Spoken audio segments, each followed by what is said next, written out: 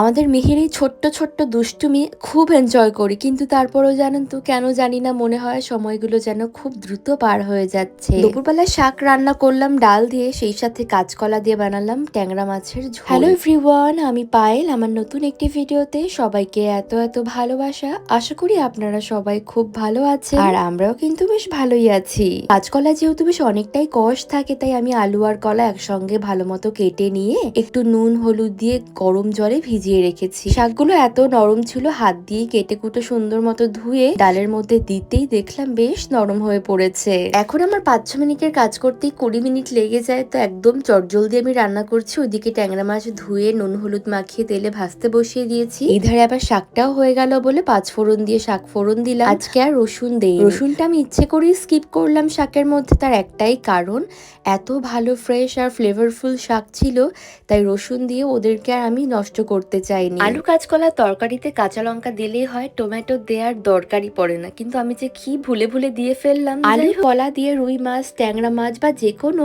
সামুদ্রিক মাছ ছাড়া মিষ্টি জলের মাছ দিয়ে রান্না করলে দেখবেন একটা অন্যরকম স্বাদ হয়। আর কাঁচকলা তো খাওয়া এমনিতেই শরীরের পক্ষে খুবই ভালো, তবে বেশ অনেকদিন আগে যেহেতু কাঁচকলাগুলো আনা হয়েছে, একটু না কেমন যেন শক্ত শক্ত আর ঠুটিয়ে পড়েছে। আচ্ছা, শুকনো হয়ে যাওয়াকে আপনাদের আঞ্চলিক ভাষায় কি বলে? আমাদের আঞ্চলিক ভাষায় যেমন আমরা বলি ঠুটো হয়ে গিয়েছে। একটু অল্প মশলায় পাতলা ঝোলে এই তরকারিটা খেতে অসম্ভব ভালো হয়।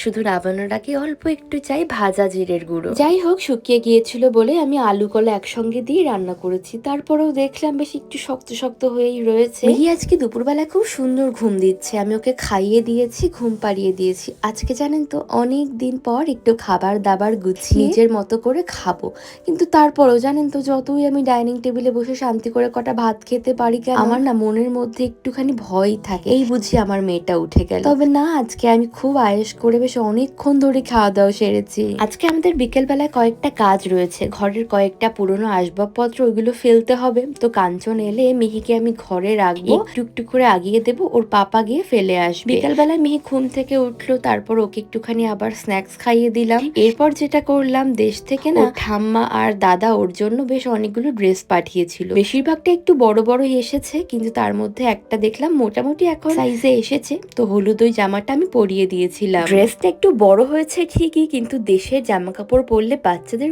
খুব কিউট লাগে। আমারও বেশ ভালো লাগছিল, তাই ওর দাদাকে ফোন করে দেখালাম, দেখুন বাবা কি সুন্দর লাগছে মিহিকে।